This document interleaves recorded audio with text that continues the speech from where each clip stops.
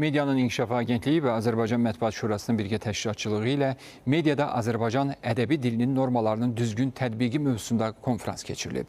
Tədbirdə nitq mədəniyyəti, media nümayəndələrinin peşəkar məsuliyyəti, efir etikasının tələbləri barədə müzakirələr aparılıb.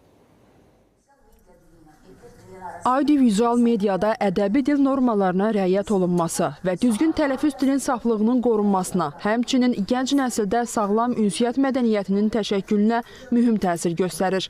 Bu fikirlər mediada Azərbaycan ədəbi dilinin normalarının düzgün tətbiqi mövzusunda keçirilən konfransda səsləndirildi.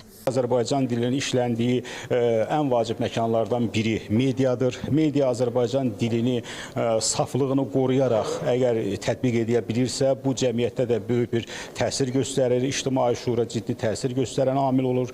Bu baxımdan mediada Azərbaycan dövlət dilinin işlənməsi qaydaları prinsipial əhəmiyyət daşıyır. Konfrans çərçivəsində təşkil edilən panel sessiyalarda rəqəmsal ünsiyyət və sosial media trendlərinin əhəmiyyəti vurğulandı.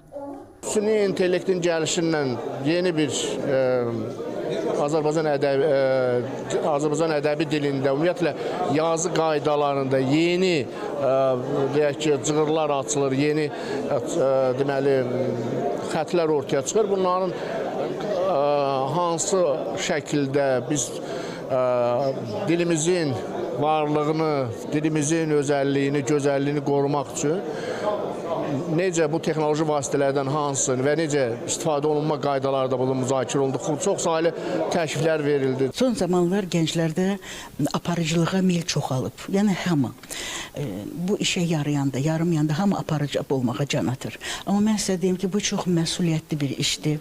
Çünki efir daim öz üzərində işləməyi tələb edir. Efir daim mütaliəni tələb edir. Amma təəssüflər olsun ki, indi hal-hazırda belə deyək, mütaliə o qədər də dəbdə deyil. Kitabla dostluq bir qədər pozulub. Mən arzu eləyərdim ki, gənclər çox mütaliə eləsinlər. Azərbaycan dili əsrlər boyu milli kimliyimizin əsas dayağıdır. Onun saflığının qorunması və ədəbi normalara riayət olunması isə hər bir vətəndaşın borcudur. Lalə Allahverdiyeva, Faris İşğəlizadə, Şahnun Qasımova, ATV Xəbər.